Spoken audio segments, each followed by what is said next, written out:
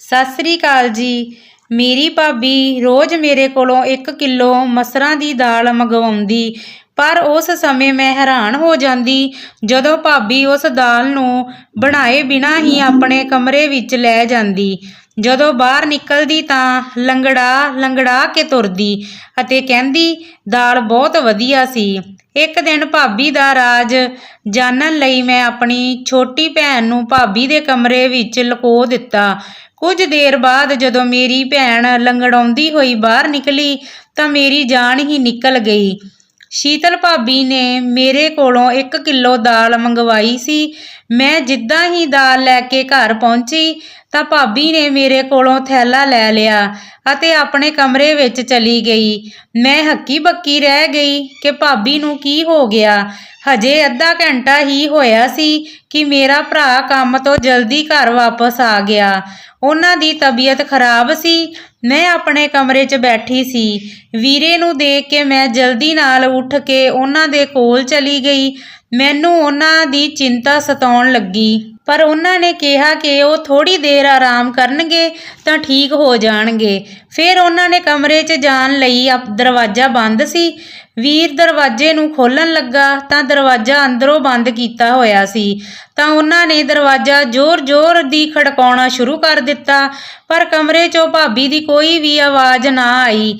ਵੀਰੇ ਨੇ ਮੈਨੂੰ ਘੂਰ ਕੇ ਪੁੱਛਿਆ, ਸ਼ੀਤਲ ਕਿੱਥੇ ਹੈ ਅਤੇ ਦਰਵਾਜ਼ਾ ਅੰਦਰੋਂ ਕਿਉਂ ਬੰਦ ਹੈ? ਮੈਂ ਘਬਰਾ ਗਈ ਤੇ ਵੀਰੇ ਨੂੰ ਕਿਹਾ, ਵੀਰੇ ਭਾਬੀ ਤਾਂ ਅੰਦਰ ਹੀ ਹੈ, ਸ਼ਾਇਦ ਅੱਖ ਲੱਗ ਗਈ ਹੋਣੀ, ਹੋ ਸਕਦਾ ਭਾਬੀ ਆਰਾਮ ਕਰਦੀ ਹੋਵੇ। ਮੇਰੇ ਭਰਾ ਨੇ ਫਿਰ ਤੋਂ ਜ਼ੋਰ-ਜ਼ੋਰ ਦੀ ਦਰਵਾਜ਼ਾ ਖੜਕਾਇਆ ਅਤੇ ਬੋਲਿਆ, ਸ਼ੀਤਲ ਸ਼ੀਤਲ, ਪਰ ਭਾਬੀ ਨੇ ਕੋਈ ਵੀ ਆਵਾਜ਼ ਨਾ ਦਿੱਤੀ। ਮੈਂ ਆਪਣੇ ਭਰਾ ਦਾ ਹੱਥ ਫੜ ਕੇ ਬਾਹਰ ਬਰਾਂਡੇ ਵਿੱਚ ਲੈ ਆਈ ਕਿ ਵੀਰੇ ਤੁਸੀਂ ਇੱਥੇ ਬੈਠ ਜਾਓ, ਦਰਵਾਜ਼ਾ ਮੈਂ ਖੁਲਵਾਉਂਦੀ ਹਾਂ। ਹੁਣ ਮੈਂ ਦਰਵਾਜ਼ਾ ਖੜਕਾਉਣਾ ਸ਼ੁਰੂ ਕਰ ਦਿੱਤਾ, ਭਾਬੀ ਭਾਬੀ ਦਰਵਾਜ਼ਾ ਖੋਲ੍ਹੋ, ਵੀਰਾ ਘਰੇ ਆਇਆ। ਵੀਰੇ ਦੀ ਸਿਹਤ ਠੀਕ ਨਹੀਂ ਹੈ, ਪਰ ਅੰਦਰ ਕੋਈ ਵੀ ਹਲਚਲ ਨਹੀਂ ਹੋ ਰਹੀ ਸੀ। ਫਿਰ ਮੈਂ ਵੀਰੇ ਦੇ ਕੋਲ ਆ ਬੈਠ ਗਈ। ਉਹਨਾਂ ਦਾ ਮੂੰਹ ਗੁੱਸੇ ਨਾਲ ਲਾਲ ਹੋ ਰਿਹਾ ਸੀ। ਮੈਂ ਕਿਹਾ, ਵੀਰੇ ਤੁਸੀਂ ਮੇਰੇ ਕਮਰੇ 'ਚ ਆਰਾਮ ਕਰ ਲਓ, ਹੋ ਸਕਦਾ ਹੈ ਭਾਬੀ ਗਹਿਰੀ ਨੀਂਦ ਵਿੱਚ ਹੋਣ। ਵੀਰੇ ਨੇ ਨਾਂਹ ਵਿੱਚ ਸਿਰ ਹਿਲਾ ਦਿੱਤਾ ਤੇ ਬੋਲੇ, ਨਿਸ਼ਾ ਵੀ ਤਾਂ ਸੌ ਰਹੀ ਹੈ, ਤੂੰ ਜਾ ਇੱਥੋਂ ਜਾ ਕੇ ਆਰਾਮ ਕਰ ਲੈ। ਪਰ ਮੈਂ ਆਪਣੇ ਭਰਾ ਦੇ ਕੋਲ ਹੀ ਬੈਠੀ ਰਹੀ। ਉਦੋਂ ਹੀ ਭਾਬੀ ਦੇ ਕਮਰੇ ਦਾ ਦਰਵਾਜ਼ਾ ਖੋਲ੍ਹਿਆ ਤੇ ਭਾਬੀ ਲੰਗੜਾਉਂਦੀ ਹੋਈ ਬਾਹਰ ਨਿਕਲੀ। ਵੀਰਾ ਗੁੱਸੇ 'ਚ ਇੱਕਦਮ ਨਾਲ ਭਾਬੀ ਦੇ ਚੀਕਣ ਲੱਗ ਪਿਆ ਤੇ ਦਰਵਾਜ਼ਾ ਅੰਦਰੋਂ ਕਿਉਂ ਬੰਦ ਸੀ? ਤੈਨੂੰ ਨਹੀਂ ਪਤਾ ਮੈਂ ਆਪਣੀਆਂ 2 ਮਾਸੂਮ ਭੈਣਾਂ ਨੂੰ ਤੇਰੇ ਹਵਾਲੇ ਛੱਡ ਕੇ ਬਾਹਰ ਕੰਮ ਤੇ ਜਾਂਦਾ ਹਾਂ। ਤੂੰ ਹਰ ਰੋਜ਼ ਇੱਦਾਂ ਹੀ ਕਰਦੀ ਆ। ਹੁਣ ਤੂੰ ਮੇਰੀਆਂ ਭੈਣਾਂ ਨੂੰ ਆਪਣਾ ਸਮਝਿਆ ਹੀ ਨਹੀਂ। ਮੈਂ ਖੁਦ 19 ਸਾਲ ਦੀ ਡਰਪੋਕ ਕੁੜੀ ਸੀ। ਵੀਰੇ ਦੇ ਗੁੱਸੇ ਨੂੰ ਦੇਖ ਕੇ ਡਰ ਗਈ ਸੀ, ਪਰ ਮੈਂ ਵੀਰੇ ਨੂੰ ਕਿਹਾ, ਵੀਰੇ ਤੁਸੀਂ ਗਲਤ ਸਮਝ ਰਹੇ ਹੋ, ਭਾਬੀ ਨੇ ਸਾਨੂੰ ਕਦੀ ਵੀ ਪਰਾਇਆ ਨਹੀਂ ਸਮਝਿਆ, ਉਹ ਮਾਂ ਦੇ ਵਾਂਗ ਹੀ ਸਾਡਾ ਖਿਆਲ ਰੱਖਦੇ ਹਨ। ਸ਼ਾਇਦ ਅੱਜ ਭਾਬੀ ਦੀ ਸਿਹਤ ਖਰਾਬ ਹੋਣੀ ਤਾਂ ਹੀ ਉਹਨਾਂ ਦੀ ਅੱਖ ਲੱਗ ਗਈ ਹੋਣੀ ਆ। ਮੇਰੀਆਂ ਗੱਲਾਂ ਸੁਣ ਕੇ ਵੀਰੇ ਨੇ ਮੇਰੇ ਸਿਰ ਤੇ ਹੱਥ ਫੇਰਿਆ ਅਤੇ ਕਮਰੇ 'ਚ ਚਲੇ ਗਏ। ਭਾਬੀ ਦੀਆਂ ਅੱਖਾਂ 'ਚ ਵੀ ਅੱਥਰੂ ਆ ਗਏ ਸੀ। ਉਹਨਾਂ ਨੇ ਮੈਨੂੰ ਗਲ ਨਾਲ ਲਗਾ ਲਿਆ ਅਤੇ ਕਹਿਣ ਲੱਗੇ, ਸ਼ੁਕਰੀਆ ਸੁਨੇਹਾ। ਮੈਂ ਕਿਹਾ, ਸ਼ੁਕਰੀਆ ਨੂੰ ਗੋਲੀ ਮਾਰੋ ਭਾਬੀ, ਚਲੋ ਰਸੋਈ 'ਚ ਚੱਲ ਕੇ ਦਾਲ ਬਣਾਉਂਦੇ ਆ। ਮੇਰੀ ਗੱਲ ਸੁਣ ਭਾਬੀ ਪਰੇਸ਼ਾਨ ਹੋ ਗਈ ਤੇ ਬੋਲੀ, ਦਾਲ ਤਾਂ ਮੈਂ ਖਾ ਲਈ ਹੈ, ਤੂੰ ਜਾ ਕੇ ਆਪਣੇ ਕਮਰੇ 'ਚ ਪੜ੍ਹਾਈ ਕਰੋ ਅਤੇ ਲੰਗੜਾਉਂਦੇ ਹੋਏ ਰਸੋਈ 'ਚ ਚਲੇ ਗਏ। ਮੈਂ ਹੈਰਾਨ ਹੋ ਕੇ ਖੜੀ ਸੀ ਕਿ ਭਾਬੀ ਨੇ ਮੇਰੇ ਨਾਲ ਝੂਠ ਕਿਉਂ ਬੋਲਿਆ ਕਿ ਉਹਨਾਂ ਨੇ ਦਾਲ ਖਾ ਲਈ ਹੈ, ਕਿਉਂਕਿ ਮੈਂ ਆਪਣੀਆਂ ਅੱਖਾਂ ਨਾਲ ਦੇਖਿਆ ਸੀ ਕਿ ਭਾਬੀ ਨੇ ਕੱਚੀ ਦਾਲ ਆਪਣੇ ਕਮਰੇ 'ਚ ਲੈ ਕੇ ਗਈ ਸੀ। ਫਿਰ ਮੈਂ ਆਪਣੇ ਕਮਰੇ ਵਿੱਚ ਆ ਗਈ ਤੇ ਪੜ੍ਹਦੇ ਪੜ੍ਹਦੇ ਨਾ ਜਾਣੇ ਮੇਰੀ ਵੀ ਕਦੋਂ ਅੱਖ ਲੱਗ ਗਈ ਅਤੇ ਸਵੇਰ ਹੋਈ ਅਤੇ ਘਬਰਾ ਕੇ ਉੱਠ ਗਈ। ਮੇਰੇ ਨਾਲ ਨਾਲ ਨਿਸ਼ਾ ਵੀ ਉੱਠ ਗਈ। ਫਿਰ ਅਸੀਂ ਦੋਨੋਂ ਜਾ ਕੇ ਭਾਬੀ ਨਾਲ ਰਸੋਈ 'ਚ ਮਦਦ ਕਰਾਉਣ ਲੱਗ ਪਈਆਂ। ਮੈਨੂੰ ਭਾਬੀ ਬੜੀ ਬੇਚੈਨ ਅਤੇ ਖੋਈ ਜਿਹੀ ਲੱਗ ਰਹੀ ਸੀ। ਵੀਰਾ ਵੀ ਰਸੋਈ ਵਿੱਚ ਆ ਗਿਆ। ਹੁਣ ਵੀਰੇ ਦੀ ਸਿਹਤ ਵੀ ਠੀਕ ਲੱਗ ਰਹੀ ਸੀ ਅਤੇ ਭਾਬੀ ਨਾਲ ਆਰਾਮ ਨਾਲ ਗੱਲਾਂ ਕਰ ਰਹੇ ਸੀ।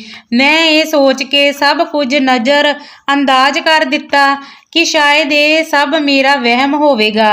ਫਿਰ ਮੈਂ ਕਾਲਜ ਦੇ ਲਈ ਤਿਆਰ ਹੋ ਗਈ ਤੇ ਵੀਰੇ ਦੇ ਨਾਲ ਹੀ ਚਲੀ ਗਈ। ਕਾਲਜ ਤੋਂ ਵਾਪਸ ਆਉਣ ਲਈ ਮੈਂ ਬੱਸ 'ਚ ਸਫ਼ਰ ਕਰਦੀ ਸੀ।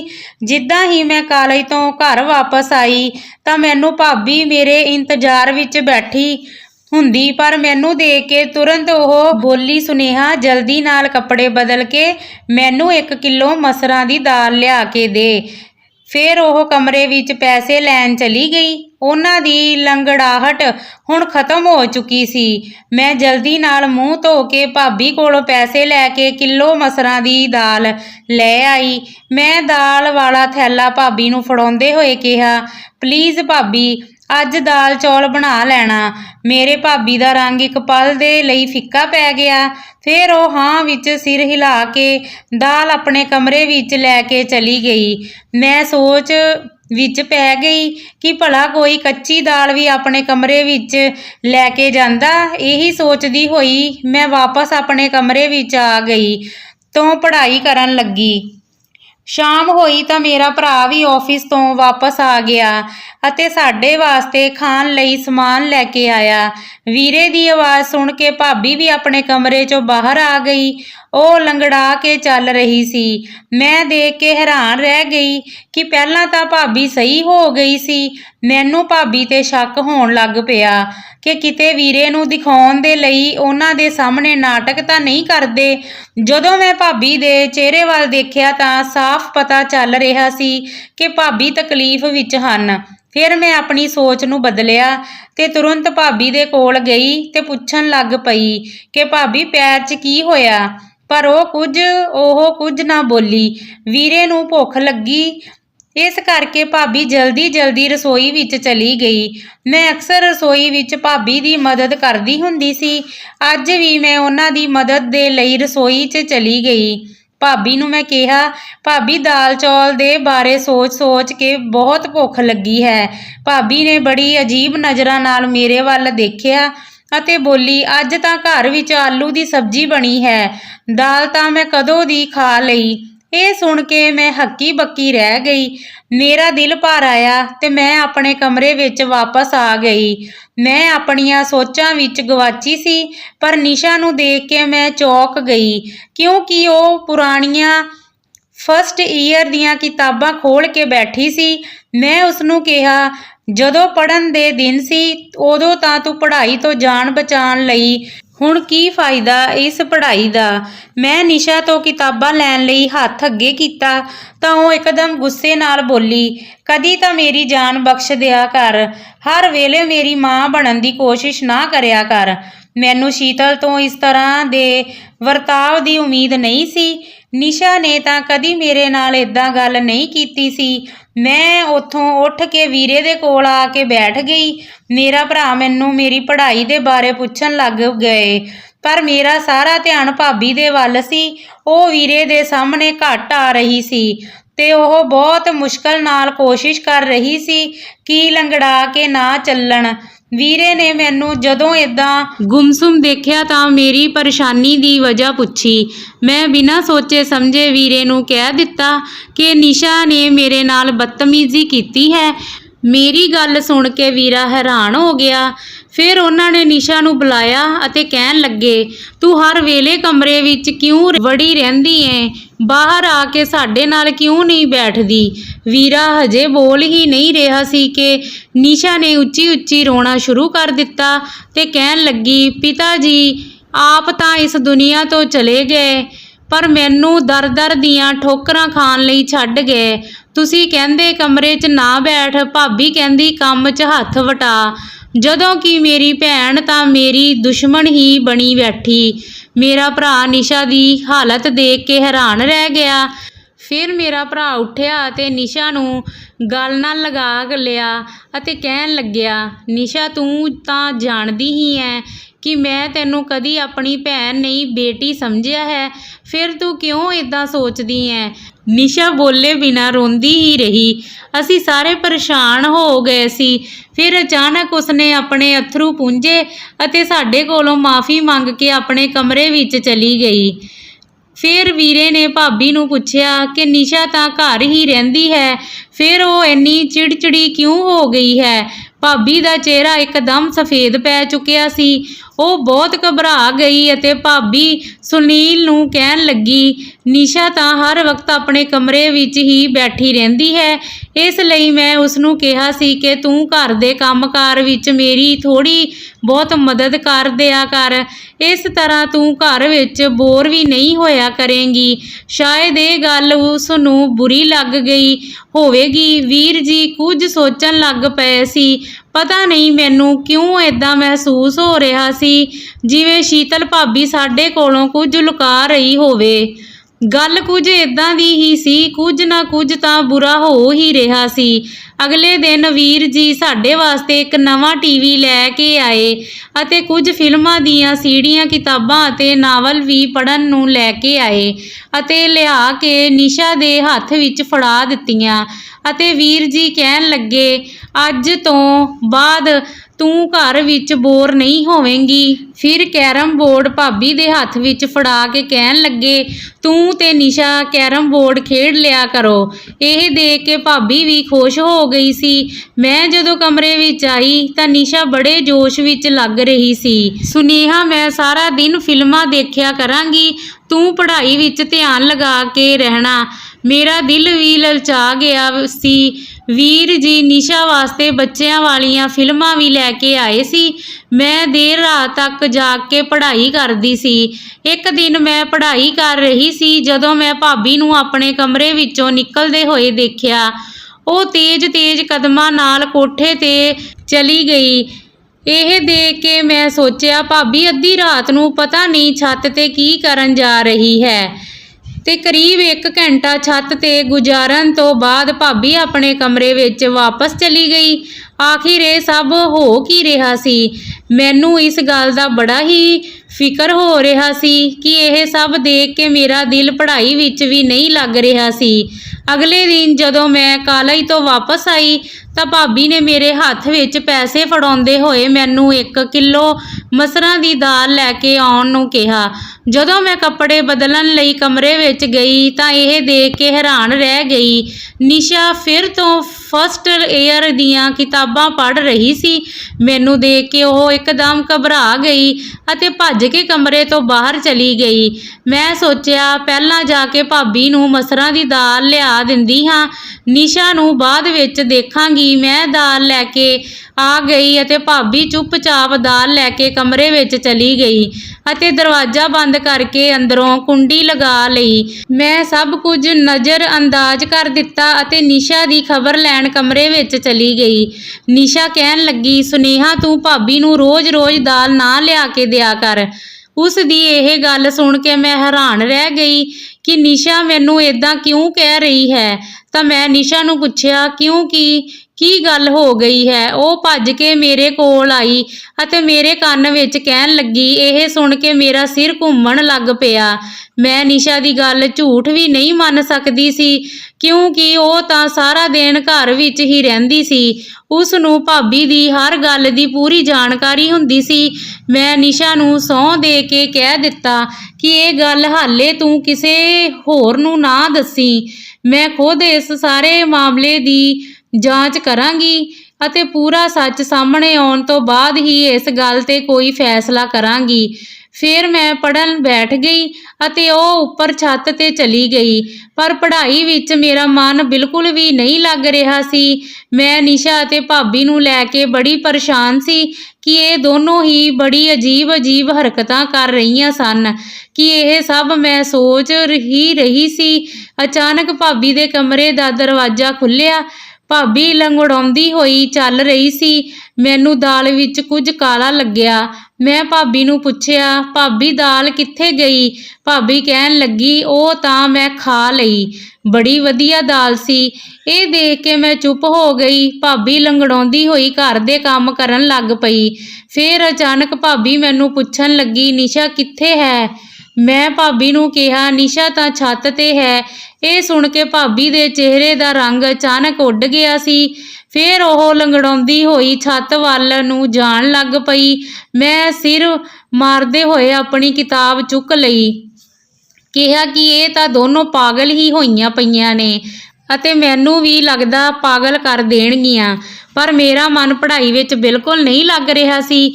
ਉਹਨਾਂ ਦੋਨਾਂ ਨੂੰ ਛੱਤ 'ਤੇ ਗਈਆਂ ਨੂੰ ਕਾਫੀ ਦੇਰ ਹੋ ਗਈ ਸੀ। ਫਿਰ ਮੈਂ ਵੀ ਛੱਤ 'ਤੇ ਚਲੀ ਗਈ। ਪੌੜੀਆਂ 'ਤੇ ਜਾਂਦੇ ਹੋਏ ਮੈਨੂੰ ਭਾਬੀ ਦੀ ਆਵਾਜ਼ ਸੁਣਾਈ ਦੇ ਰਹੀ ਸੀ। ਭਾਬੀ ਨਿਸ਼ਾ ਨੂੰ ਬੜੀ ਉੱਚੀ ਉੱਚੀ ਲੜ ਰਹੀ ਸੀ। ਨਿਸ਼ਾ ਦੇ ਰੋਣ ਦੀ ਆਵਾਜ਼ ਆ ਰਹੀ ਸੀ। ਮੇਰਾ ਦਿਲ ਆਪਣੇ ਭੈਣ ਨੂੰ ਲੈ ਕੇ ਟੁੱਟ ਗਿਆ ਸੀ। ਮੈਂ ਜਿੱਦਾਂ ਹੀ ਛੱਤ 'ਤੇ ਪਹੁੰਚੀ, ਭਾਬੀ ਮੈਨੂੰ ਦੇਖ ਕੇ ਡਰ ਗਈ ਸੀ। ਉਸ ਨੇ ਨਿਸ਼ਾ ਨੂੰ ਗਲੇ ਲਗਾਉਂਦੇ ਹੋਏ ਬੋਲੀ, ਕੈਰਮ ਬੋਰਡ ਨਹੀਂ ਖੇਡਣਾ ਆਪਣੀ ਭਾਬੀ ਦੇ ਨਾਲ। ਨਿਸ਼ਾ ਨੇ ਵੀ ਆਪਣੇ ਹੰਝੂ ਪੂੰਝ ਲਏ ਸੀ ਅਤੇ ਜ਼ਬਰਦਸਤੀ ਖੁਸ਼ ਹੋਣ ਲੱਗੀ। ਮੈਂ ਨਿਸ਼ਾ ਦਾ ਹੱਥ ਫੜਿਆ ਤੇ ਉਸ ਨੂੰ ਜ਼ਬਰਦਸਤੀ ਥੱਲੇ ਖਿੱਚ ਕੇ ਲੈ ਆਈ। ਉਹਨੂੰ ਕਮਰੇ ਵਿੱਚ ਲਿਆ ਕੇ ਮੈਂ ਪੁੱਛਣ ਲੱਗੀ, ਭਾਬੀ ਤੈਨੂੰ ਕਿਉਂ ਲੜ ਰਹੀ ਸੀ? ਨਿਸ਼ਾ ਘਬਰਾਉਂਦੇ ਹੋਏ ਕਹਿਣ ਲੱਗੀ, ਨਹੀਂ ਤਾਂ ਭਾਬੀ ਮੈਨੂੰ ਭਲਾ ਕਿਉਂ ਲੜੇਗੀ? ਉਹ ਤਾਂ ਮੈਨੂੰ ਬਹੁਤ ਪਿਆਰ ਕਰਦੀ ਹੈ। ਮੈਂ ਸੋਚਦੀ ਹੋਈ ਚੁੱਪ ਹੋ ਗਈ। ਮੈਂ ਕਿਹਾ, ਨਿਸ਼ਾ ਮੈਨੂੰ ਤੇਰੀ ਮਦਦ ਦੀ ਲੋੜ ਹੈ। ਮੈਂ ਭਾਬੀ ਦਾ ਰਾਜ਼ ਜਾਣਨਾ ਚਾਹੁੰਦੀ ਹਾਂ। ਉਸ ਦਿਨ ਜੋ ਗੱਲ ਤੂੰ ਮੇਰੇ ਕੰਨ ਵਿੱਚ ਕਹੀ ਸੀ ਉਹ ਤੇਰਾ ਵਹਿਮ ਸੀ, ਪਰ ਮੈਂ ਚਾਹੁੰਦੀ ਹਾਂ ਕਿ ਤੂੰ ਮੈਨੂੰ ਅਸਲੀ ਸਬੂਤ ਲਿਆ ਕੇ ਦੇਵੇਂ। ਕੱਲ ਜਦੋਂ ਮੈਂ ਭਾਬੀ ਨੂੰ ਦਾਲ ਲਿਆ ਕੇ ਦਵਾਂਗੀ ਤਾਂ ਤੂੰ ਲੁਕ ਕੇ ਉਹਨਾਂ ਦੇ ਕਮਰੇ ਵਿੱਚ ਚਲੀ ਜਾਵੀਂ ਅਤੇ ਦੇਖੀ ਕਿ ਭਾਬੀ ਦਾਲ ਕਿਸ ਤਰ੍ਹਾਂ ਖਾਂਦੀ ਹੈ ਅਤੇ ਫਿਰ ਲੰਗੜਾ ਲੰਗੜਾ ਕੇ ਉਹ ਕਿਉਂ ਚੱਲਣ ਲੱਗ ਪੈਂਦੀ ਹੈ। ਇਹ ਸੁਣ ਕੇ ਨਿਸ਼ਾ ਮੁਸਕਰਾਉਣ ਲੱਗ ਪਈ ਅਤੇ ਮੈਨੂੰ ਕਹਿਣ ਲੱਗੀ, ਮੈਂ ਤੇਰਾ ਪੂਰਾ ਸਾਥ ਦਿਆਂਗੀ। ਅਗਲੇ ਦਿਨ ਕਾਲਜ ਤੋਂ ਵਾਪਸ ਆਉਂਦੇ ਹੋਏ ਮੈਂ ਸਾਰਾ ਪਲਾਨ ਆਪਣੇ ਦਿਮਾਗ ਵਿੱਚ ਫਿੱਟ ਕਰ ਲਿਆ। ਆਈ ਸੀ, ਘਰ ਪਹੁੰਚੀ ਤਾਂ ਭਾਬੀ ਮੇਰੀ ਉਡੀਕ ਕਰ ਰਹੀ ਸੀ। ਉਹ ਬੋਲੀ, ਸੁਨੇਹਾ ਜਲਦੀ ਨਾਲ 1 ਕਿਲੋ ਮਸਰਾਂ ਦੀ ਦਾਲ ਮੈਨੂੰ ਲਿਆ ਕੇ ਦੇ ਦੇ। ਮੈਂ ਮੂੰਹ ਧੋਣ ਕਮਰੇ ਵਿੱਚ ਚਲੀ ਗਈ। ਮੈਂ ਨਿਸ਼ਾ ਨੂੰ ਸਮਝਾ ਦਿੱਤਾ, ਜਿੱਦਾਂ ਹੀ ਮੈਂ ਭਾਬੀ ਨੂੰ ਆਪਣੇ ਕਮਰੇ ਵਿੱਚ ਸੱਦਾਂਗੀ ਤੂੰ ਭੱਜ ਕੇ ਭਾਬੀ ਦੇ ਕਮਰੇ ਵਿੱਚ ਜਾ ਕੇ ਲੁਕ ਜਾਵੀਂ। ਨਿਸ਼ਾ ਨੇ ਹਾਂ ਕਹਿ ਦਿੱਤੀ ਸੀ। ਮੈਂ ਭਾਬੀ ਨੂੰ ਆਵਾਜ਼ ਮਾਰੀ ਆਪਣੇ ਕਮਰੇ ਵਿੱਚ ਅਤੇ ਭਾਬੀ ਨੂੰ ਕਹਿਣ ਲੱਗੀ, ਦਾਲ ਹੁਣ ਮਹਿੰਗੀ ਹੋ ਗਈ ਹੈ।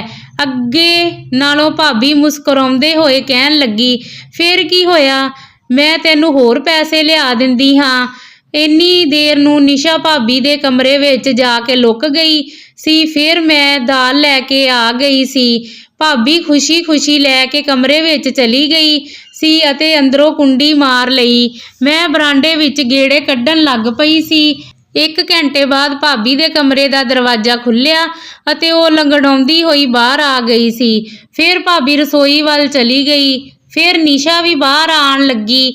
ਇਹ ਦੇਖ ਕੇ ਮੈਂ ਦੰਗ ਰਹਿ ਗਈ। ਨਿਸ਼ਾ ਵੀ ਲੰਗੜਾਉਣ ਲੱਗ ਪਈ ਸੀ। ਮੈਂ ਨਿਸ਼ਾ ਦਾ ਹੱਥ ਫੜਿਆ ਅਤੇ ਕਹਿਣ ਲੱਗੀ, ਮੈਨੂੰ ਦੱਸ ਨਿਸ਼ਾ, ਕੀ ਹੋਇਆ ਸੀ? ਨਿਸ਼ਾ ਬੜੀ ਪਰੇਸ਼ਾਨ ਜਿਹੀ ਲੱਗ ਰਹੀ ਸੀ। ਫਿਰ ਉਹ ਕਹਿਣ ਲੱਗੀ, ਸੁਨੇਹਾ ਮੈਂ ਤਾਂ ਤੈਨੂੰ ਪਹਿਲਾਂ ਹੀ ਕਿਹਾ ਸੀ ਕਿ ਭਾਬੀ ਲੁਕ ਲੁਕ ਕੇ ਸਾਡੇ ਕੋਲੋਂ ਬਾਹਰ ਜਾਂਦੀ ਹੈ। ਉਹ ਬਾਰੀ ਬੜੀ ਹੀ ਛੋਟੀ ਹੈ, ਉਸ ਦੇ ਵਿੱਚੋਂ ਨਿਕਲਣ ਲੱਗੇ ਹੀ ਪੈਰ ਤੇ ਸੱਟ ਵੱਜ ਜਾਂਦੀ ਹੈ, ਇਸੇ ਲਈ ਭਾਬੀ ਲੰਗੜਾਉਂਦੇ ਚੱਲਦੀ ਹੈ। ਮੈਂ ਵੀ ਬਾਰੀ ਵਿੱਚੋਂ ਬਾਹਰ ਜਾਣ ਲੱਗੀ ਤਾਂ ਮੇਰੇ ਵੀ ਪੈਰ ਤੇ ਸੱਟ ਵੱਜ ਗਈ। ਮੈਂ ਨਿਸ਼ਾ ਨੂੰ ਆਪਣੀ ਸਹੁੰ ਦੇ ਕੇ ਕਿਹਾ ਕਿ ਤੂੰ ਵੀਰ ਨੂੰ ਕੁਝ ਵੀ ਨਾ ਦੱਸੀ। ਉਹ ਕਹਿਣ ਲੱਗੀ, ਮੈਂ ਪਾਗਲ ਨਹੀਂ ਹਾਂ ਕਿ ਆਪਣੇ ਹੀ ਭਰਾ ਦਾ ਘਰ ਉਜਾੜ ਦੇਵਾਂਗੀ। ਮੈਂ ਨਿਸ਼ਾ ਨੂੰ ਇੱਕ ਕਿਤਾਬ ਦਿੱਤੀ ਅਤੇ ਕਿਹਾ, ਤੂੰ ਇਸ ਕਿਤਾਬ ਨੂੰ ਪੜ੍ਹ ਲਵੀਂ। ਮੈਂ ਉਸ ਦਾ ਦਿਮਾਗ ਦੂਜੇ ਪਾਸੇ ਲਾਣਾ ਚਾਹੁੰਦੀ ਸੀ, ਪਰ ਮੈਂ ਖੁਦ ਇਹ ਸੋਚ ਰਹੀ ਸੀ ਕਿ ਵੀਰ ਨੂੰ ਇਹ ਗੱਲ ਭਾਬੀ ਦੀ ਦੱਸਾਂ ਕਿ ਨਾ, ਕਿਉਂਕਿ ਭਾਬੀ ਸਾਡੇ ਨਾਲ ਬੜੀ ਚੰਗੀ ਤਰ੍ਹਾਂ ਰਹਿ ਰਹੀ ਸੀ, ਪਰ ਉਹ ਮੇਰੇ ਵੀਰ ਨਾਲ ਧੋਖਾ ਕਰ ਰਹੀ ਸੀ। ਇਹ ਗੱਲ ਸੋਚਦੇ ਸੋਚਦੇ ਹੀ ਮੇਰੀ ਅੱਖ ਲੱਗ ਗਈ ਸੀ। ਪਤਾ ਨਹੀਂ ਮੈਂ ਕਿੰਨੀ ਦੇਰ ਹੀ ਸੁੱਤੀ ਰਹੀ। ਜਦੋਂ ਵੀਰ ਦੇ ਜ਼ੋਰ-ਜ਼ੋਰ ਦੀ ਰੌਲਾ ਪਾ ਰਿਹਾ ਸੀ ਤਾਂ ਮੈਂ ਇੱਕਦਮ ਘਬਰਾ ਕੇ ਉੱਠ ਗਈ ਤਾਂ ਮੈਂ ਭੱਜਦੀ ਹੋਈ ਬਰਾਂਡੇ ਵਿੱਚ ਗਈ ਤਾਂ ਮੈਂ ਦੇਖਿਆ ਮੀਸ਼ਾ ਭਾਬੀ ਤੇ ਵੀਰ ਖੜੇ ਸਨ। ਮੈਨੂੰ ਇੰਜ ਲੱਗਿਆ ਜਿਵੇਂ ਨਿਸ਼ਾ ਨੇ ਭਾਬੀ ਦੀ ਸਾਰੀ ਹਕੀਕਤ ਵੀਰ ਨੂੰ ਦੱਸ ਦਿੱਤੀ ਹੈ, ਤਾਂ ਹੀ ਤਾਂ ਵੀਰ ਜੀ ਇੰਨੇ ਗੁੱਸੇ ਵਿੱਚ ਆਏ ਪਏ ਨੇ। ਇੰਨੇ ਨੂੰ ਮੈਨੂੰ ਦੇਖ ਕੇ ਵੀਰ ਜੀ ਮੈਨੂੰ ਕਹਿਣ ਲੱਗੇ, ਸੁਨੇਹਾ ਮੈਂ ਤਾਂ ਤੈਨੂੰ ਬੜੀ ਸਮਝਦਾਰ ਸਮਝਦਾ ਸੀ, ਪਰ ਤੂੰ ਵੀ ਇਸ ਨੂੰ ਸੰਭਾਲ ਨਹੀਂ ਪਾਈ। ਵੀਰ ਜੀ ਦਾ ਇਸ਼ਾਰਾ ਨਿਸ਼ਾ ਵੱਲ ਸੀ। ਮੈਂ ਜਲਦੀ ਨਾਲ ਅੱਗੇ ਵਧਦੇ ਹੋਏ ਕਹਿਣ ਲੱਗੀ, ਵੀਰ ਜੀ ਆਖਿਰ ਹੋਇਆ ਕੀ ਹੈ? ਵੀਰ ਦੀਆਂ ਅੱਖਾਂ ਵਿੱਚ ਹੰਝੂ ਆ ਗਏ ਸਨ।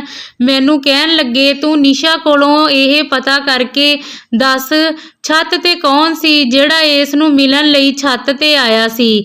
ਇਹ ਸੁਣ ਕੇ ਇੱਕਦਮ ਤੋਂ ਡਰ ਗਈ ਸੀ। ਮੈਂ ਨਾ ਵਿੱਚ ਆਪਣਾ ਸਿਰ ਹਿਲਾ ਦਿੱਤਾ ਸੀ। ਮੈਂ ਵੀਰ ਜੀ ਨੂੰ ਕਹਿਣ ਲੱਗੀ, ਆਪਣੀ ਨਿਸ਼ਾ ਐਦਾਂ ਦੀ ਨਹੀਂ ਹੈ, ਜ਼ਰੂਰ ਤੁਹਾਨੂੰ ਕੋਈ ਗਲਤਫਹਿਮੀ ਹੋਈ ਹੋਵੇਗੀ। ਭਾਬੀ ਵੀ ਅਗਾਂਹ ਵੱਧਦੀ ਹੋਈ ਕਹਿਣ ਲੱਗੀ, ਸੁਨੀਲ ਜੀ ਤੁਸੀਂ ਬਿਨਾਂ ਸਬੂਤ ਤੋਂ ਇੰਨਾ ਗੁੱਸਾ ਨਾ ਕਰੋ, ਬੱਚੀ ਹੈ ਹਾਲੇ, ਸੁਧਰ ਜਾਵੇਗੀ। ਵੀਰ ਜੀ ਹੁਣ ਭਾਬੀ ਵੱਲ ਘੂਰ-ਘੂਰ ਕੇ ਦੇਖ ਰਹੇ ਸਨ। ਉਹ ਕਹਿਣ ਲੱਗੇ, ਮੈਂ ਪਹਿਲੇ ਦਿਨ ਤੋਂ ਹੀ ਤੈਨੂੰ ਕਹਿ ਦਿੱਤਾ ਸੀ ਕਿ ਇਹ ਦੋਨੋਂ ਲੜਕੀਆਂ ਮੇਰੀਆਂ ਭੈਣਾਂ ਹੀ ਨਹੀਂ, ਮੈਂ ਇਹਨਾਂ ਨੂੰ ਆਪਣੀਆਂ ਧੀਆਂ ਵਾਂਗੂ ਪਿਆਰ ਕਰਦਾ ਹਾਂ ਅਤੇ ਤੂੰ ਮਾਂ ਬਣ ਕੇ ਇਹਨਾਂ ਦੀ ਪਰਵਰਿਸ਼ ਕਰ। ਤੂੰ ਇੰਜ ਤਰ੍ਹਾਂ ਦੀ ਪਰਵਰਿਸ਼ ਕੀਤੀ ਹੈ ਇਹਨਾਂ ਦੀ। ਮੈਂ ਨਿਸ਼ਾ ਦਾ ਹੱਥ ਫੜ ਲਿਆ ਅਤੇ ਉਸ ਨੂੰ ਆਪਣੇ ਕਮਰੇ ਵਿੱਚ ਲੈ ਕੇ ਚਲੀ ਗਈ। ਮੈਂ ਨਿਸ਼ਾ ਨੂੰ ਪੁੱਛਣ ਲੱਗ ਪਈ, ਮੈਨੂੰ ਸੱਚ-ਸੱਚ ਦੱਸ ਦੇ, ਅਖੀਰ ਹੋਇਆ ਕੀ ਹੈ?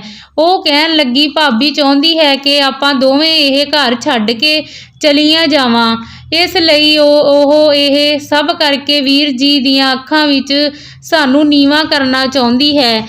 ਇਹ ਸੁਣ ਕੇ ਮੈਂ ਅੰਦਰ ਤੱਕ ਹਿੱਲ ਗਈ ਸੀ। ਮੈਂ ਬੋਲੀ, ਤੂੰ ਫਿਕਰ ਨਾ ਕਰ, ਜਿਹੜਾ ਕਿਸੇ ਲਈ ਟੋਆ ਪੁੱਟਦਾ ਉਹ ਖੁਦ ਹੀ ਉਸ ਟੋਏ ਵਿੱਚ ਡਿੱਗ ਪੈਂਦਾ ਹੈ। ਅਗਲੇ ਦਿਨ ਮੈਂ ਜਦੋਂ ਵੀਰ ਜੀ ਦੇ ਨਾਲ ਕਾਲਜ ਜਾਣ ਲੱਗੀ ਤਾਂ ਵੀਰ ਜੀ ਇੱਕਦਮ ਚੁੱਪਚਾਪ ਜਿਹੇ ਸੀ। ਉਹਨਾਂ ਦੀਆਂ ਅੱਖਾਂ ਵਿੱਚ ਗੁੱਸਾ ਸਾਫ਼-ਸਾਫ਼ ਦਿਖ ਰਿਹਾ ਸੀ। ਮੈਂ ਵੀਰ ਜੀ ਨੂੰ ਕਿਹਾ, ਅੱਜ ਤੁਸੀਂ ਕੰਮ ਤੇ ਅੱਧੀ ਛੁੱਟੀ ਲੈ ਕੇ ਵਾਪਸ ਆ ਕੇ ਮੈਨੂੰ ਕਾਲਜ ਤੋਂ ਲੈ ਜਾਣਾ, ਮੈਂ ਕੁਝ ਹਕੀਕਤ ਤੁਹਾਨੂੰ ਦਿਖਾਉਣਾ ਚਾਹੁੰਦੀ ਹਾਂ। ਵੀਰ ਜੀ ਚੁੱਪਚਾਪ ਚਲੇ ਗਏ, ਪਰ ਉਹ ਕਾਲਜ ਤੋਂ ਮੈਨੂੰ ਲੈਣ ਲਈ ਆ ਗਏ ਸਨ। ਮੈਂ ਉਹਨਾਂ ਨੂੰ ਕਿਹਾ ਉਹ ਘਰ ਤੋਂ ਬਾਹਰ ਹੀ ਰਹਿਣ, ਜਦੋਂ ਤੱਕ ਮੈਂ ਉਹਨਾਂ ਨੂੰ ਇਸ਼ਾਰਾ ਕਰਕੇ ਨਾ ਬੁਲਾਵਾਂ। ਜਦੋਂ ਹੀ ਤੁਸੀਂ ਆਉਣਾ। ਮੈਂ ਜਿੱਦਾਂ ਹੀ ਘਰ ਪਹੁੰਚੀ, ਭਾਬੀ ਨੇ ਮੈਨੂੰ 1 ਕਿਲੋ ਮਸਰਾਂ ਦੀ ਦਾਲ ਲੈ ਕੇ ਆਉਣ ਨੂੰ ਕਿਹਾ ਦਿੱਤਾ। ਜਦੋਂ ਮੈਂ ਦਾਲ ਲੈਣ ਲਈ ਘਰ ਤੋਂ ਬਾਹਰ ਨਿਕਲੀ ਤਾਂ ਵੀਰ ਜੀ ਮੈਨੂੰ ਕਹਿਣ ਲੱਗੇ, ਤੂੰ ਕਿੱਧਰ ਜਾ ਰਹੀ ਹੈ? ਮੈਂ ਉਹਨਾਂ ਨੂੰ ਕਿਹਾ, ਤੁਸੀਂ ਚੁੱਪਚਾਪ ਦੇਖਦੇ ਰਹੋ, ਅੱਜ ਸਾਰੀ ਹਕੀਕਤ ਤੁਹਾਡੇ ਸਾਹਮਣੇ ਆ ਜਾਵੇਗੀ। ਮੈਂ ਦਾਲ ਲੈ ਕੇ ਘਰ ਪਹੁੰਚ ਗਈ ਤਾਂ ਭਾਬੀ ਨੇ ਦਾਲ ਵਾਲਾ ਲਿਫਾਫਾ ਮੇਰੇ ਹੱਥੋਂ ਫੜ ਕੇ ਕਮਰੇ ਵਿੱਚ ਚਲੀ ਗਈ। ਮੈਨੂੰ ਇਸੇ ਵਕਤ ਦਾ ਇੰਤਜ਼ਾਰ ਸੀ। ਮੈਂ ਬਾਹਰ ਜਾ ਕੇ ਵੀਰ ਨੂੰ ਇਸ਼ਾਰਾ ਕੀਤਾ ਅਤੇ ਆਪਣੇ ਨਾਲ ਘਰ ਲੈ ਕੇ ਆ ਗਈ। ਮੈਂ ਵੀਰ ਜੀ ਨੂੰ ਕਿਹਾ, ਤੁਸੀਂ ਆਪਣੇ ਕਮਰੇ ਦਾ ਦਰਵਾਜ਼ਾ ਖੋਲ੍ਹੋ। ਵੀਰ ਜੀ ਨੇ ਕਟਰ ਨਾਲ ਕੁੰਡਾ ਵੱਢ ਦਿੱਤਾ। ਜਦੋਂ ਅਸੀਂ ਕਮਰੇ ਵਿੱਚ ਗਏ ਤਾਂ ਦੇਖਿਆ ਤਾਂ ਭਾਬੀ ਅੰਦਰ ਕਮਰੇ ਵਿੱਚ ਨਹੀਂ ਸੀ। ਉਹਨਾਂ ਦੇ ਕਮਰੇ ਦੀ ਖੁਫੀਆ ਬਾਰੀ ਖੁੱਲੀ ਹੋਈ ਸੀ। ਵੀਰ ਜੀ ਨੇ ਉਸ ਖਿੜਕੀ ਵਿੱਚੋਂ ਦੇਖਿਆ ਤਾਂ ਭਾਬੀ ਉਹਨਾਂ ਨੂੰ ਨਜ਼ਰ ਆ ਗਈ। ਉਹ ਤੇਜ਼ੀ ਨਾਲ ਭੱਜਦੇ ਕਿਤੇ ਜਾ ਰਹੀ ਸੀ। ਵੀਰ ਜੀ ਵੀ ਉਸ ਖਿੜਕੀ ਵਿੱਚੋਂ ਬਾਹਰ ਚਲੇ ਗਏ ਸੀ। ਮੈਂ ਤੇ ਨਿਸ਼ਾ ਨੇ ਵੀ ਬੜੀ ਮੁਸ਼ਕਿਲ ਨਾਲ ਖਿੜਕੀ ਨੂੰ ਪਾਰ ਕੀਤਾ ਸੀ। ਅਸੀਂ ਤਿੰਨੋਂ ਭਾਬੀ ਦਾ ਪਿੱਛਾ ਕਰਦੇ ਹੋਏ ਦੂਰ ਤੱਕ ਇੱਕ ਸੁੰਨਸਾਨ ਜਗ੍ਹਾ ਤੱਕ ਪਹੁੰਚ ਗਏ ਸੀ, ਜਿੱਥੇ ਇੱਕ ਬਾਬੇ ਦੀ ਜਗ੍ਹਾ ਸੀ, ਜਿੱਥੇ ਲੋਕੀ ਟੂਣਾ ਟੋਟਕਾ ਅਤੇ ਤਵੀਜ਼ ਵਗੈਰਾ ਬਣਾਉਣ ਆਉਂਦੇ ਸੀ।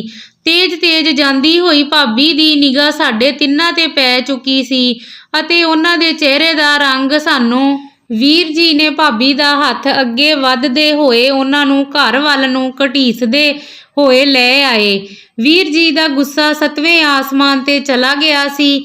ਉਹ ਭਾਬੀ ਜੀ ਨੂੰ ਕਹਿਣ ਲੱਗੇ, ਸ਼ੀਤਲ, ਅੱਜ ਮੈਂ ਸਾਰਾ ਕੁਝ ਆਪਣੀਆਂ ਅੱਖਾਂ ਨਾਲ ਵੇਖ ਲਿਆ ਹੈ, ਹੁਣ ਝੂਠ ਬੋਲਣ ਦਾ ਕੋਈ ਫਾਇਦਾ ਨਹੀਂ ਹੈ, ਮੈਨੂੰ ਸਭ ਕੁਝ ਸੱਚ ਦੱਸ ਦੇ। ਭਾਬੀ ਕਹਿਣ ਲੱਗੀ, ਸੁਨੀਲ, ਰੱਬ ਜਾਣਦਾ ਹੈ, ਮੈਂ ਅੱਜ ਤੱਕ ਤੇਰੀਆਂ ਦੋਨੋਂ ਭੈਣਾਂ ਨੂੰ ਆਪਣੀਆਂ ਧੀਆਂ ਵਾਂਗੂ ਹੀ ਸਮਝਿਆ ਹੈ, ਪਰ ਤੁਸੀਂ ਹਮੇਸ਼ਾ ਮੇਰੇ ਤੇ ਸ਼ੱਕ ਕਰਦੇ ਰਹਿੰਦੇ ਹੋ ਕਿ ਮੈਂ ਤੁਹਾਡੀਆਂ ਭੈਣਾਂ ਦਾ ਖਿਆਲ ਨਹੀਂ ਰੱਖਦੀ। ਇੰਨਾ ਕਰਕੇ ਤੁਸੀਂ ਮੈਨੂੰ ਕਈ ਵਾਰ ਬੜਾ ਕੁਝ ਕਹਿ ਵੀ ਦਿੰਦੇ ਸੀ, ਜਿਸ ਕਰਕੇ ਮੈਨੂੰ ਇਦਾਂ ਲੱਗਣ ਲੱਗ ਪਿਆ ਸੀ ਕਿ ਤੁਸੀਂ ਮੈਨੂੰ ਪਿਆਰ ਨਹੀਂ ਕਰਦੇ। ਮੈਨੂੰ ਇੰਜ ਵੀ ਲੱਗਣ ਲੱਗ ਪਿਆ ਸੀ ਕਿ ਤੁਸੀਂ ਕਿਸੇ ਹੋਰ ਨੂੰ ਪਿਆਰ ਕਰਨ ਲੱਗ ਪਏ ਹੋ ਅਤੇ ਮੈਨੂੰ ਤਲਾਕ ਦੇ ਦੇਵੋਗੇ। ਜਦੋਂ ਮੈਂ ਇਹ ਗੱਲ ਆਪਣੀ ਭੈਣ ਨੂੰ ਕੀਤੀ ਤਾਂ ਉਹਨਾਂ ਨੇ ਮੈਨੂੰ ਇੱਕ ਸਾਧੂ ਬਾਬੇ ਬਾਰੇ ਦੱਸਿਆ, ਜਿਨ੍ਹਾਂ ਦੇ ਮੰਤਰਾਂ ਵਿੱਚ ਬੜੀ ਹੀ ਜ਼ਿਆਦਾ ਸ਼ਕਤੀ ਹੈ, ਜਿਨ੍ਹਾਂ ਨਾਲ ਘਰ ਵਾਲਾ ਜਨਾਨੀ ਦੀ ਮੁੱਠੀ ਵਿੱਚ ਆ ਜਾਂਦਾ ਹੈ। ਇਸ ਕਰਕੇ ਮੈਂ ਤੁਹਾਡੇ ਸਾਰਿਆਂ ਤੋਂ ਚੋਰੀ ਬਾਬੇ ਕੋਲ ਚਲੀ ਜਾਂਦੀ ਸੀ। ਬਾਬਾ ਜੀ ਨੇ ਮੈਨੂੰ ਕਿਹਾ ਸੀ ਪੂਰੇ 30 ਦਿਨ ਤੱਕ ਰੋਜ਼ 1 ਕਿਲੋ ਮਸਰਾਂ ਦੀ ਦਾਲ ਤੇ ਮੰਤਰ ਪੜਾਂਗਾ ਅਤੇ ਰੋਜ਼ ਉਹ ਦਾਲ ਨਹਿਰ ਦੇ ਕੰਢੇ ਸਿੱਟ ਦੇਣੀ ਹੈ। ਮੈਨੂੰ ਇਹ ਕਰਦੇ ਪੂਰੇ 26 ਦਿਨ ਹੋ ਗਏ ਸੀ। ਮੈਂ ਤੁਹਾਡੇ ਕੰਮ ਤੇ ਜਾਣ ਤੋਂ ਬਾਅਦ ਰੋਜ਼ ਇਹ ਮੰਤਰ ਦਾ ਪਾਠ ਕਰਦੀ ਹੁੰਦੀ ਸੀ, ਜਿਸ ਵਜ੍ਹਾ ਨਾਲ ਮੈਂ ਨਿਸ਼ਾ ਤੇ ਧਿਆਨ ਨਾ ਰੱਖ ਸਕੀ। ਮੇਰੇ ਤੋਂ ਬਹੁਤ ਵੱਡੀ ਗਲਤੀ ਹੋ ਗਈ। ਨਿਸ਼ਾ ਆਪਣੇ ਮਹੱਲੇ ਦੇ ਰਾਜੂ ਨਾਮ ਦੇ ਇੱਕ ਮੁੰਡੇ ਨਾਲ ਪਿਆਰ ਦੇ ਚੱਕਰ ਵਿੱਚ ਪੈ ਗਈ ਸੀ। ਇਹ ਦੋਨੋਂ ਇੱਕ ਦੂਸਰੇ ਨੂੰ ਚਿੱਠੀਆਂ ਭੇਜਣ ਲੱਗ ਪਏ ਸੀ। ਮੈਨੂੰ ਨਿਸ਼ਾ ਤੇ ਸ਼ੱਕ ਹੋਇਆ ਤਾਂ ਮੈਂ ਅੱਧੀ ਰਾਤ ਨੂੰ ਨਿਸ਼ਾ ਦੇ ਪਿੱਛੇ ਛੱਤ ਤੇ ਚਲੀ ਗਈ ਤਾਂ ਮੈਂ ਰਾਜੂ ਦਾ ਖੱਤ ਵੇਖਿਆ, ਜਿਸ ਵਿੱਚ ਉਸਨੇ ਨਿਸ਼ਾ ਦੀ ਬੜੀ ਤਾਰੀਫ ਕੀਤੀ ਸੀ। ਮੈਂ ਇਹ ਖੱਤ ਨਿਸ਼ਾ ਨੂੰ ਦਿਖਾਉਂਦੇ ਹੋਏ ਕਿਹਾ ਕਿ ਮੈਂ ਇਹ ਗੱਲ ਤੇਰੇ ਵੀਰ ਨੂੰ ਦੱਸ ਦਵਾਂਗੀ ਤਾਂ ਤੂੰ ਇਸ ਤੋਂ ਪਹਿਲਾਂ ਹੀ ਸੁਧਰ ਜਾ। ਪਰ ਨਿਸ਼ਾ ਤਾਂ ਜਿਵੇਂ ਮੈਨੂੰ ਆਪਣਾ ਦੁਸ਼ਮਣ ਹੀ ਸਮਝਣ ਲੱਗ ਪਈ ਸੀ। ਮੈਂ ਇਹ ਸੋਚ ਰੱਖਿਆ ਸੀ ਕਿ 30 ਦਿਨਾਂ ਦਾ ਮੰਤਰ ਜਾਪ ਪੂਰਾ ਹੋ ਜਾਵੇਗਾ, ਜਿਸ ਨਾਲ ਮੇਰੀ ਸੁੱਖ ਪੂਰੀ ਹੋ ਜਾਵੇਗੀ। ਉਸ ਤੋਂ ਬਾਅਦ ਮੈਂ ਨਿਸ਼ਾ ਨਾਲ ਸਖਤੀ ਨਾਲ ਪੇਸ਼ ਆਵਾਂਗੀ। ਪਰ ਇਹ 30 ਦਿਨ ਪੂਰੇ ਹੋਣ ਤੋਂ ਪਹਿਲਾਂ ਹੀ ਤੁਸੀਂ ਮੇਰਾ ਰਾਜ ਜਾਣ ਚੁੱਕੇ ਹੋ। ਮੈਂ ਤੁਹਾਡੇ ਤੋਂ ਮਾਫੀ ਮੰਗਣਾ ਚਾਹੁੰਦੀ ਹਾਂ ਕਿ ਮੈਂ ਨਿਸ਼ਾ ਦਾ ਖਿਆਲ ਨਹੀਂ ਰੱਖ ਪਾਈ। ਇਹ ਸਭ ਕੁਝ ਸੁਣ ਕੇ ਨਿਸ਼ਾ ਸ਼ਰਮ ਨਾਲ ਸਿਰ ਨੀਵਾਂ ਕਰੀ ਖੜੀ ਸੀ। ਵੀਰ ਜੀ ਨੇ ਅੱਗੇ ਵੱਧ ਕੇ ਨਿਸ਼ਾ ਦੇ ਸਿਰ ਤੇ ਹੱਥ ਰੱਖਦਿਆਂ ਹੋਇਆ ਕਿਹਾ ਕਿ ਨਿਸ਼ਾ, ਜੇ ਰਾਜੂ ਚੰਗਾ ਮੁੰਡਾ ਹੁੰਦਾ ਤਾਂ ਮੈਂ ਖੁਦ ਤੇਰਾ ਵਿਆਹ ਉਸ ਨਾਲ ਕਰਵਾ ਦੇਣਾ ਸੀ, ਪਰ ਉਹ ਇੱਕਦਮ ਅਵਾਰਾ ਮੁੰਡਾ ਹੈ। ਮਹੱਲੇ ਦੀਆਂ ਸਾਰੀਆਂ ਕੁੜੀਆਂ ਨੂੰ ਉਹ ਅਕਸਰ ਹੀ ਛੇੜਦਾ ਰਹਿੰਦਾ ਹੈ। ਨਿਸ਼ਾ ਕਹਿਣ ਲੱਗੀ, ਘਰ ਵਿੱਚ ਇਕੱਲੀਆਂ ਹੋਣ ਕਰਕੇ ਮੈਂ ਇਸ ਗਲਤ ਰਾਹ ਤੇ ਤੁਰ ਗਈ ਸੀ। ਮੈਂ ਤਾਂ ਰਾਜੂ ਵਿੱਚ ਕੋਈ ਦਿਲਚਸਪੀ ਨਹੀਂ ਹੈ। ਵੀਰ ਜੀ ਇਹ ਸੁਣ ਕੇ ਹੱਸਣ ਲੱਗ ਪਏ। ਉਹਨਾਂ ਦੇ ਸਿਰ ਤੋਂ ਇੱਕ ਵੱਡਾ ਬੋਝ ਉਤਰ ਗਿਆ ਸੀ। ਫਿਰ ਉਹਨਾਂ ਨੇ ਸਾਨੂੰ ਦੋਨਾਂ ਨੂੰ ਕਮਰੇ ਵਿੱਚ ਭੇਜ ਦਿੱਤਾ ਸੀ। ਹੁਣ ਉਹ ਭਾਬੀ ਦੀ ਖਬਰ ਲੈਣ ਵਾਲੇ ਸੀ। ਉਹ ਭਾਬੀ ਨੂੰ ਸਾਡੇ ਸਾਹਮਣੇ ਕਦੀ ਨਹੀਂ ਲੜਦੇ ਸੀ। ਮੈਂ ਵੀਰ ਜੀ ਨੂੰ ਕਹਿਣ ਲੱਗੀ ਕਿ ਤੁਸੀਂ ਭਾਬੀ ਜੀ ਨੂੰ ਕੁਝ ਨਾ ਕਹਿਣਾ, ਉਹ ਸਾਡੀ ਮਾਂ ਵਰਗੀ ਹੈ। ਇਹ ਸੁਣ ਕੇ ਭਾਬੀ ਰੋਂਦੇ ਹੋਏ ਸਾਡੇ ਦੋਨੋਂ ਭੈਣਾਂ ਦੇ ਗਲੇ ਲੱਗ ਗਈ। ਹੁਣ ਇੱਕ ਵਾਰ ਫਿਰ ਤੋਂ ਸਾਡੇ ਘਰ ਵਿੱਚ ਪਿਆਰ ਦਾ ਮਾਹੌਲ ਬਣ ਚੁੱਕਿਆ ਸੀ। ਸਮਾਪਤ। ਅਸੀਂ ਤੁਹਾਡੇ ਲਈ ਬੜੀ ਹੀ ਮਿਹਨਤ ਨਾਲ ਇਹ ਕਹਾਣੀਆਂ ਪੇਸ਼ ਕਰਦੇ ਹਾਂ ਅਤੇ ਸਾਨੂੰ ਤੁਹਾਡੀ ਸਪੋਰਟ ਦੀ ਬਹੁਤ ਜ਼ਰੂਰਤ ਹੈ। ਤਾਂ ਕਿਰਪਾ ਕਰਕੇ ਸਾਡੇ ਚੈਨਲ ਨੂੰ ਸਬਸਕ੍ਰਾਈਬ, ਲਾਈਕ, ਸ਼ੇਅਰ ਜ਼ਰੂਰ ਕਰੋ। ਇਸ ਦੇ ਨਾਲ ਸਾਨੂੰ ਹੋਰ ਵੀ ਮੋਟੀਵੇਸ਼ਨ ਮਿਲਦਾ ਹੈ ਕਿ ਅਸੀਂ ਤੁਹਾਡੇ ਵਾਸਤੇ ਨਵੀਆਂ ਕਹਾਣੀਆਂ ਲੈ ਕੇ ਇਸ ਤਰ੍ਹਾਂ ਹੀ ਪੇਸ਼ ਕਰਦੇ ਰਹੀਏ। ਤੁਹਾਡਾ ਕੀਮਤੀ ਸਮਾਂ ਦੇਣ ਲਈ ਬਹੁਤ ਬਹੁਤ ਧੰਨਵਾਦ।